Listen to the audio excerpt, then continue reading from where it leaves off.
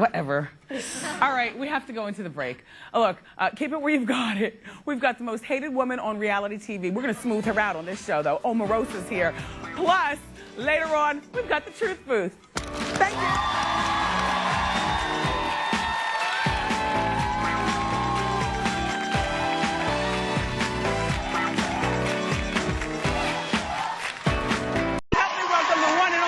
Omarosa.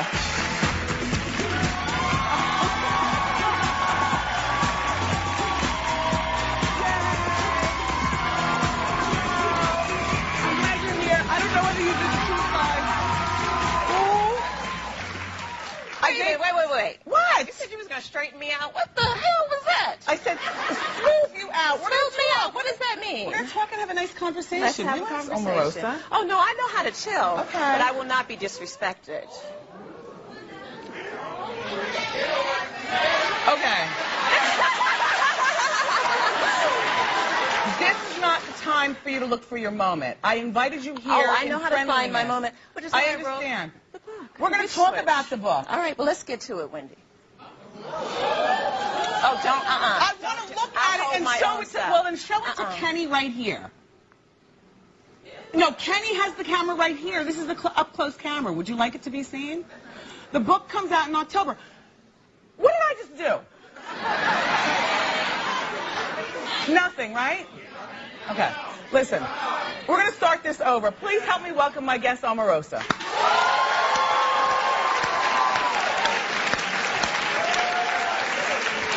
So, from the clip, which I was one of the reasons, you were the reason that I watched Celebrity Apprentice. And the reason being is that you are a person who incites interest, good, bad, or indifferent. Clearly, Trump sees something like that from you, which is why he invites you back over and over. I understand that there could possibly be a show that you all will be working on together, possibly. But I did the Celebrity Apprentice because it was about charity, and I work with kids in Compton who don't have an opportunity to have a voice, to fight for themselves. They face crime, they face violence, and they don't have people to look up to. So I went on that show to tell people about Positive Vibrations, my charity, in Compton, California. Okay, well, that was yeah, it was entirely for charity. I enjoyed it. Your relationship with Pierce was quite fire. What was it about Pierce that rubbed you the wrong way? You know, Pierce was the competition. The Celebrity Apprentice, as well as the first season, it's a competitive reality show. At the end, there's only one winner, and I wanted it to be me. So I had to get rid of the other contestants, and you do that by either outselling, outplaying, outwitting. And that's what I was doing with Pierce. Is it that you have this persona that people associate with you?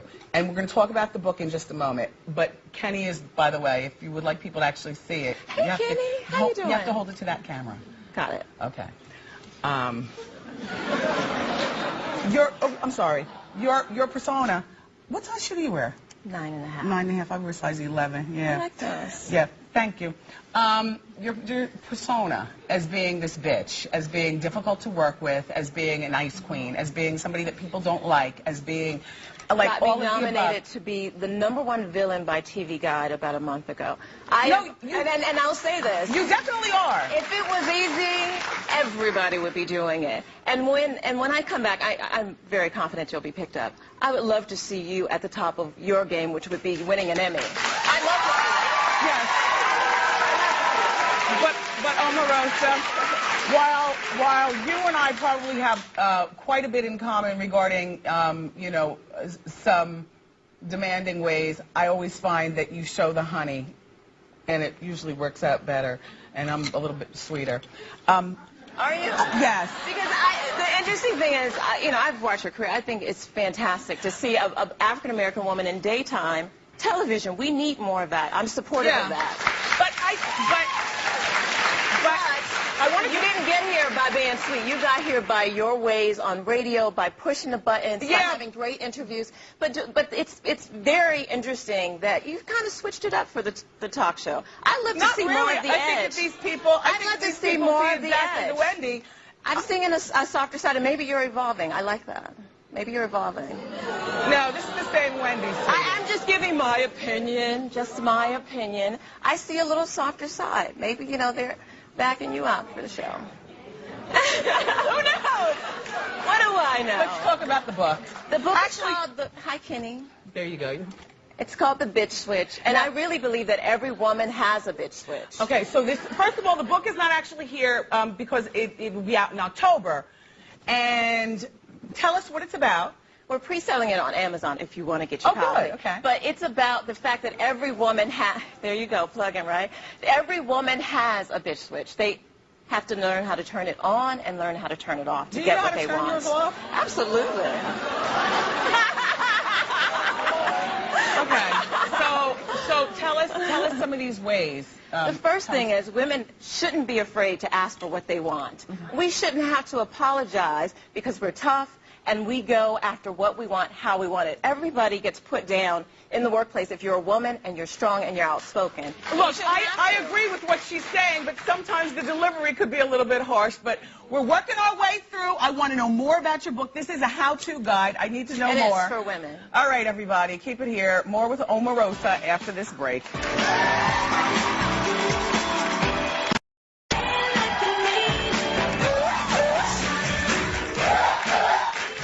We're back with Omarosa, and she's here on the show promoting her book, which will be out in October, The Bitch Switch. It is a how-to guide for women. So what else is in the book? You know, one of the keys for women is negotiating. 77% of women do not negotiate their salary. Yeah. So the boss says your salary is $40,000, and women go, okay. I, on just general purpose, say no to every offer, the first offer. No matter what, because people are never going to offer you their top. They're going to always come in with bottom. So I say no is the beginning of the negotiation. That's when you really start to put in the work to get what you want. I'm sure that there's some interesting morsels that we can pick up from the book. I mean, this is not my approach. This might not be your approach, you know, the Omarosa way. I feel like in many ways you are the stereotypical angry black woman that white America looks at us as. And I feel... But I would rather be ABW, angry black woman, than a buffoon. Yeah, well, no, that's true. I would rather be ABW than a buffoon. That's true. And the truth of the matter but there's got to be some place in between, and I think what you can do... But when black women in the workplace tend to speak up, they instantly say, oh, she's angry. I'm not angry. I ain't pissed off about nothing. I'm young, I'm educated, I'm successful, and I represent my community. That's what you said on the BET red carpet. And I represent my community well. I give back more to my community than anybody that I know. So if that's being ABW, you're reinforcing stereotypes, and that's important for you not to do. No, I said because you don't know me. That's how. You really don't.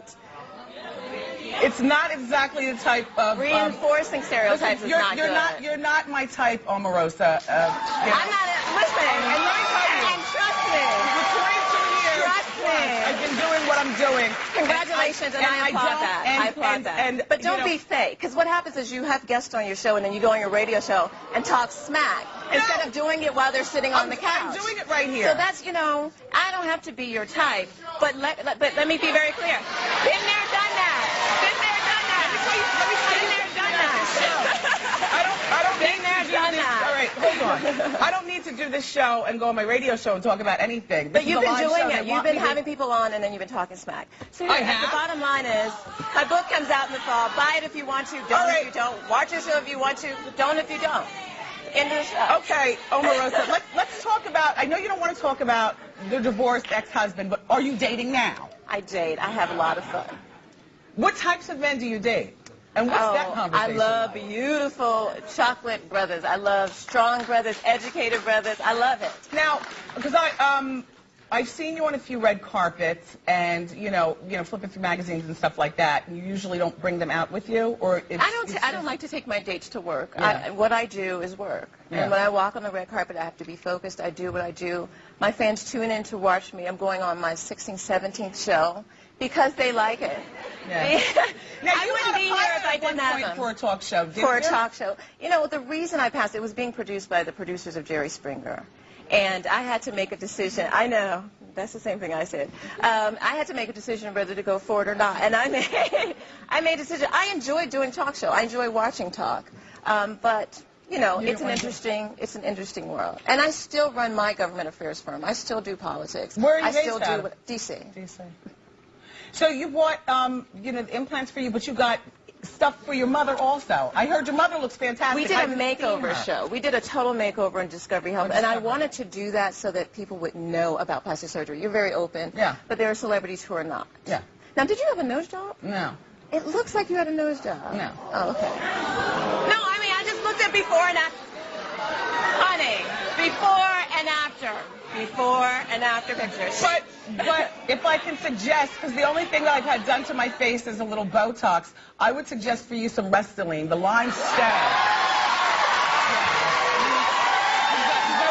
They say good black don't crack. She's cracking. And I would suggest a wig that doesn't sit off my head 3 inches. That would be my suggestion. You know what, Omarosa? And on that note, thank you for coming on my show. Look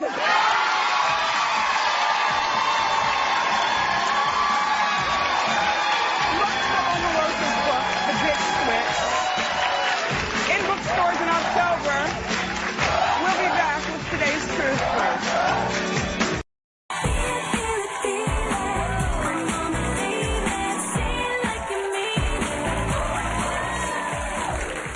When Donald Trump wanted to bring some drama to The Apprentice and Celebrity Apprentice, our first guest was the one he called. She's a businesswoman, a political woman, and now she's a single woman looking for love. Her latest adventure is Donald J. Trump presents the ultimate merger with Omarosa. Take a look. Omarosa. Mr. Trump. My friend. You've been very good for me. And you're my pal. But, you know, I'd love to have you meet some guy. Is there anybody that can tame you? I have 12 men. I want you to go out to Las Vegas, meet these guys, and you're going to decide whether or not there's somebody for you. I hope I can find him. Please welcome the one and only Omarosa.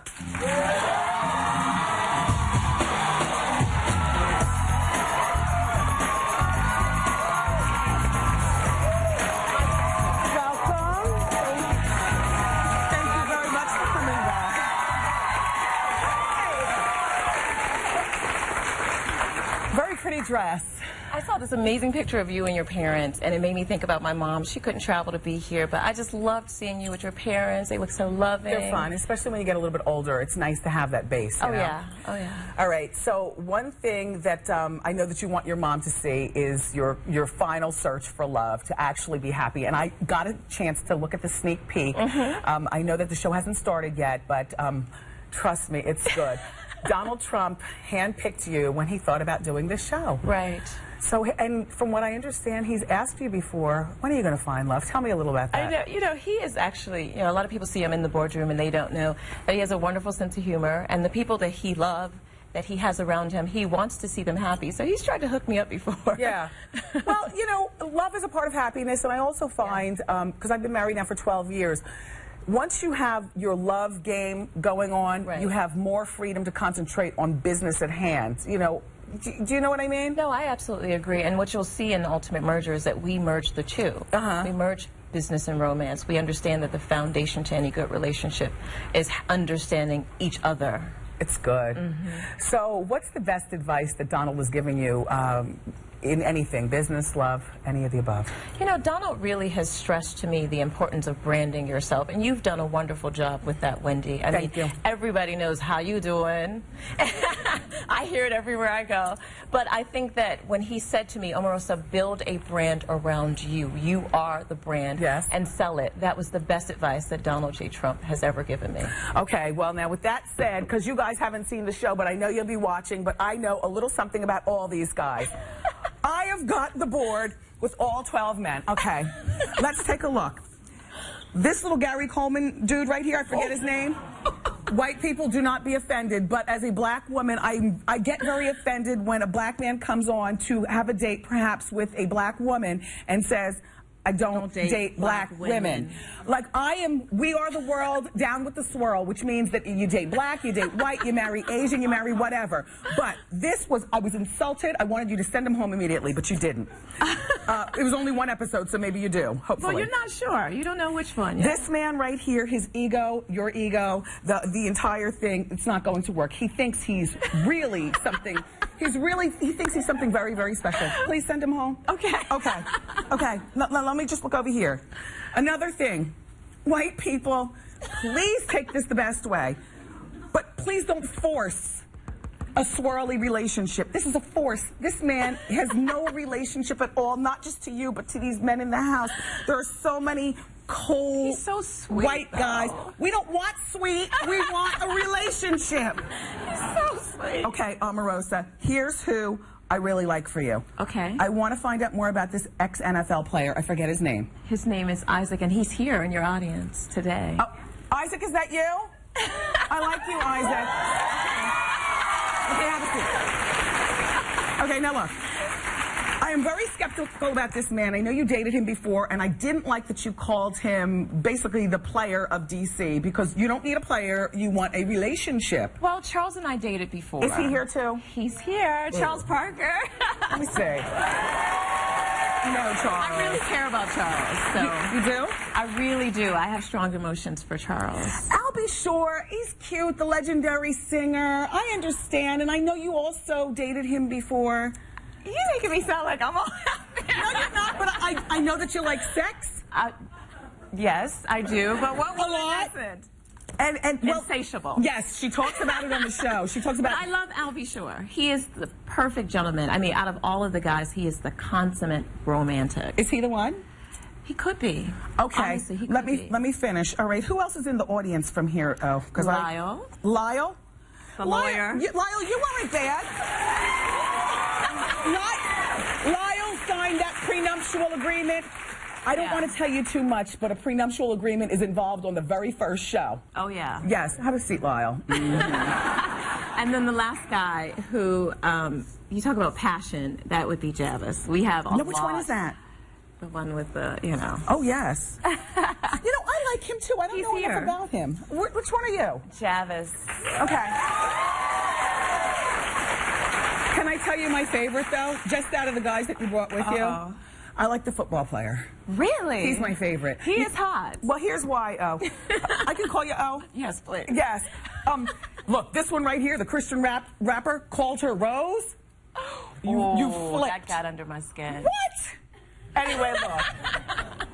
Let me tell you, the ex-football player is ready for business, and he has, he can brand, he can do that thing. And he has body. I'm talking about body. Checked it out. Any opportunity he got on the show to take off his shirt, he took it. Okay, so the filming is done, you guys.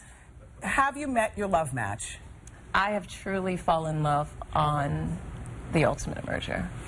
I do. I fall in love. I was so cynical. You all know I've done a lot of reality TV, and I'm like, I don't know if you can. But it surprised me. It snuck up on me. Everybody can be softened. That's why they call it falling in love, because, you fall, you make a mess. I have fallen, and I can't get up. Love is good, Omarosa. All right, so one thing that I discovered on this show, and I was absolutely floored. Omarosa comes from a very large family. Her mother is the oldest of 10 children. She's the oldest girl of 10, and then I have one uncle that's older than her. And there are 62 first cousins, and they're watching. She's driven to set a good example.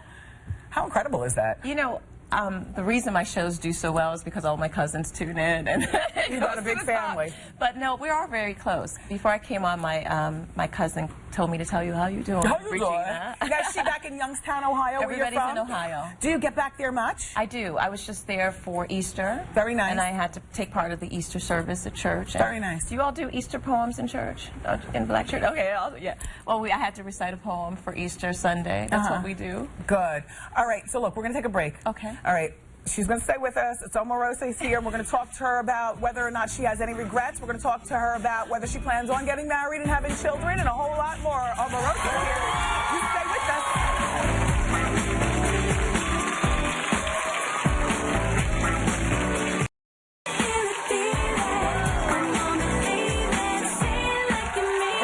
All right, everybody, welcome back. We're speaking with Omarosa, and Omarosa, you've had quite a few public battles that have gotten you some attention, for good, for bad, or for indifferent. But do you have any regrets?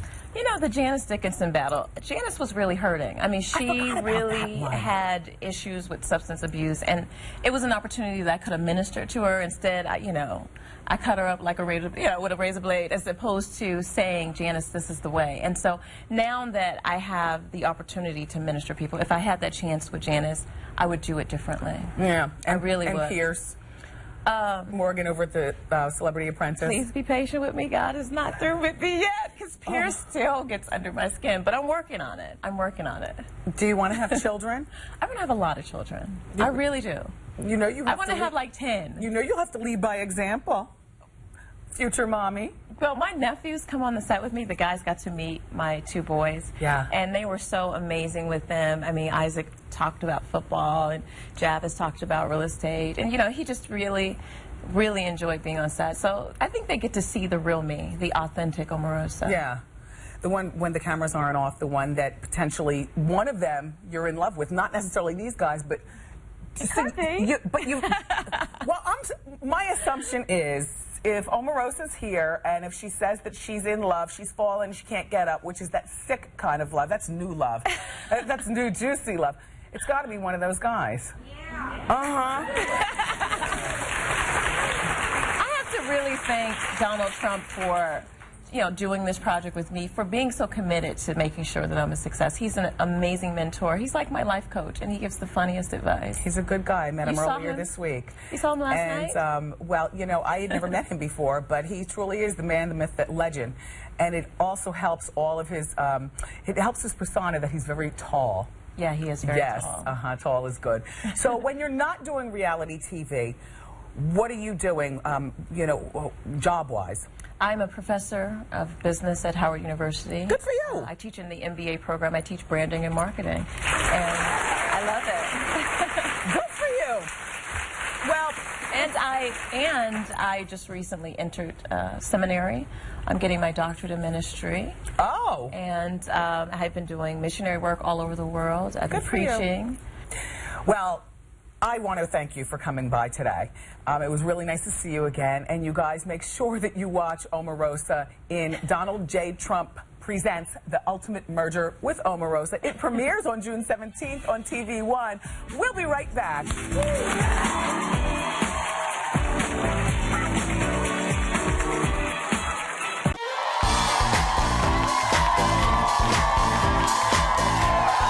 Welcome back.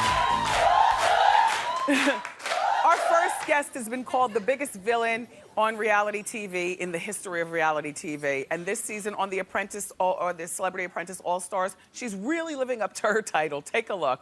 Yeah. Well, why are you at The Apprentice if you're Why are you at The Apprentice? If you're uncomfortable for you. No, this is the 13th season. There has been some big blowouts. I watched Andy Duke. I watched Lisa Lepinelli. This is nothing compared to those fights. They would have really been uncomfortable in the tough seasons. This is a tough season. It's all stars. You can't have weak players, Mr. Trump. So is Claudia weak? She's weak if she's uncomfortable with a 2-minute exchange. Please welcome Omarosa.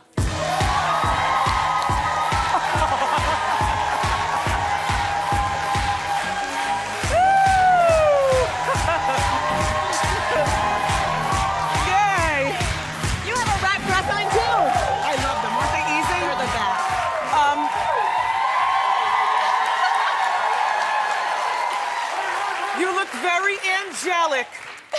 You have on a wrap dress too, Wendy. They're good for every woman.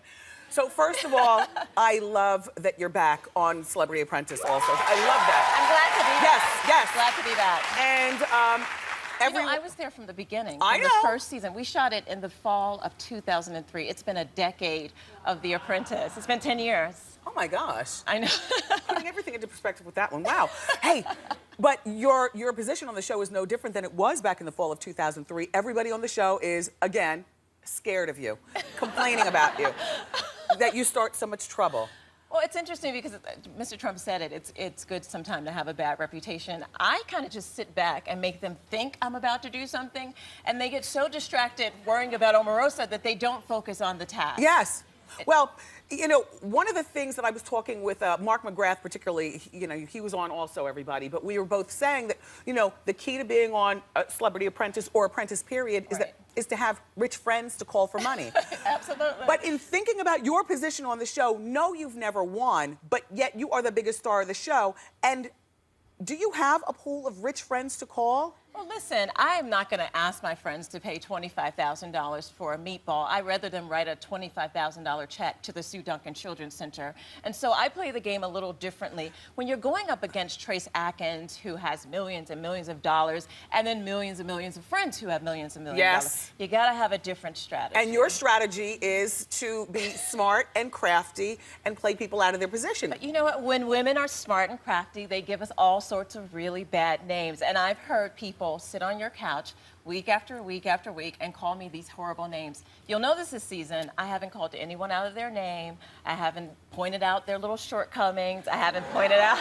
I haven't. You're I talk right, about come to think of it. leadership. I talk about their failure to execute. I talk about the task. But you'll notice they'll go into their little one-on-ones, Wendy, and then they start talking about me. Never, ever to my face, because they're cowards. But you're making a point. Yeah. All right, so LaToya was here last week, and LaToya told, remember everybody, LaToya We said... have a nickname for her. What is it? L-I-E, LaToya, because... Well, think about her past. Can we just think about her past? If you do that to your family, you'll do that to anyone. Do what? Do what? Lie. What's she lie about? What's she lie about? Let's get into the tea. What's going on? If my family member needed me and the whole world was accusing me of something awful. Which family member? Dearly departed Michael? Yes. Okay, go. And then the world says, LaToya, do you think your brother did it? Wouldn't you say, and stand by your brother? What did she do, world? Refresh us. She turned against him and said, yes, he did it. And then she held a press conference and sold a book. The sad thing is, LaToya has a problem with the truth. And so when she was sitting here lying, she was not telling you the truth. Here's what she said. I'll refresh your memory. Okay, so LaToya said that that Omarosa is using the death of her not her ex-fiance, her dearly departed fiance, Michael Clark Duncan, to get ahead in the game.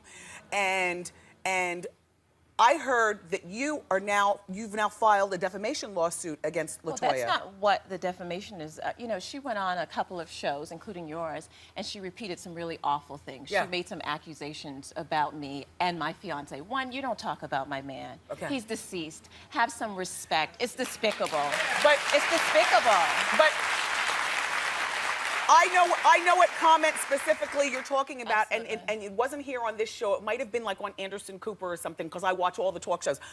She repeated it again and again. You tell what it was. So even if my attorneys were sitting back and they're looking like, is she bright? No, she's not. The thing about the plug. The thing about the plug. Who says that? I mean, it's despicable. I won't repeat it because, one, I love my man. Okay. And everybody knows I fought to save him. Yeah. I fought that night when I lost him, and because of the things that I did, Can I repeat it Please. for the purpose? Okay. LaToya said that Omarosa probably pulled the plug, probably was the one that killed him. And, she did. And is that the reason for the defamation lawsuit? Absolutely. Okay. Don't attack my man. Don't attack my character. Okay. And have some respect for the deceased. I mean, this woman is insane, and she's going to have to be accountable for what she said. Omarosa and the gang started filming Celebrity Apprentice only 5 weeks after Michael Clark Duncan passed away, number one. And then the other thing is that, you know, Omarosa, there's no accounting for, I guess, how people handle their own grief. Well, you know, I lost my brother a year ago. I lost I'm sorry to hear Michael. about that also. And I miss him. I love him. And he was just an incredible person. Yeah. But when he was killed, I stayed in the bed for 2.5 months. And that's how I grieved his loss. That's not the best way of dealing with grief, but that's the way I dealt with the loss of my brother. Okay. And I learned from that that staying still and staying in the bed is counterproductive to getting on with life after the death. So when it came to Michael's death, I had a decision of staying in the bed again, pulling the covers over my head, or facing the world head on, and that's what I did. And I decided to go back to work. It was a month after, and I'm so proud that I was fighting for his charity. All right, but one more thing about that lawsuit. So we did some research, and you know, when you file the defamation lawsuit, the person who it's filed against, that would be LaToya, has 7 days to respond and apologize. It has to be a written. You can't tweet the apology or anything. You can't tweet it.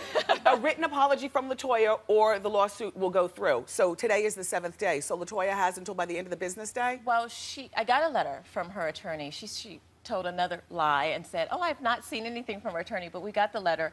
And she blamed everybody. She blamed the Apprentice producers. She blamed her other castmates. She blamed the situation. She said she was stressed out.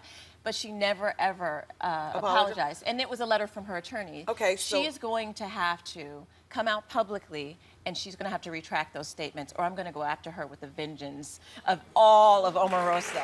And we only have till the end of the business day today, correct?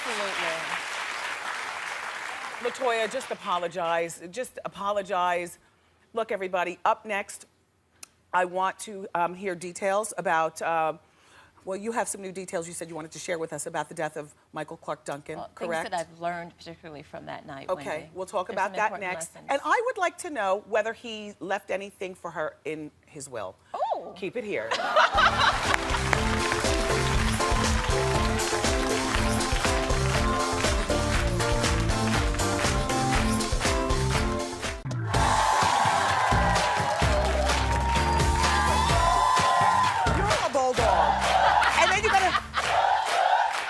LaToya, first, the shoe cam. Yes. I love your shoes today, Omarosa.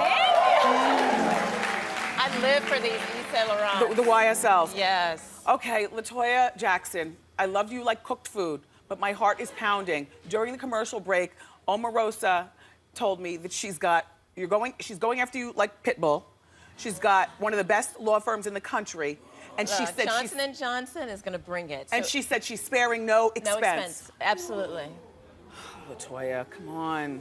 She'll learn to mess with Omarosa and my man. Oh, Omarosa, it's been 6 months since your fiance, Michael Clark Duncan, passed away untimely. Yes. His untimely death. He was here with you, Wendy, and sitting on this couch last time I was here. He was one of my favorite guests also. Just so big and gentle and, you know, all of that. We were talking about our engagement when he was here. Yeah, we talked about the engagement. Yeah.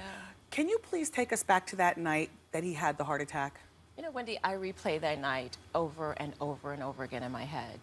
But the biggest thing that I learned from that night is, can you just imagine if you wake up and the person that you love the most has stopped breathing? So you guys... Would you know what to do? Do you know CPR, by the way? I'm sorry to put you on the spot. I forgot it. I learned it in Girl Scouts and I learned it swimming. But when I heard about what you did, it's certainly a reason to get a refresher course. But wait, okay. So you guys were in bed. We were in bed and he stopped breathing. And you have just seconds to act, or you stand still and you lose the person. But his heart stopped and he stopped breathing. Essentially, he was dying in front of me.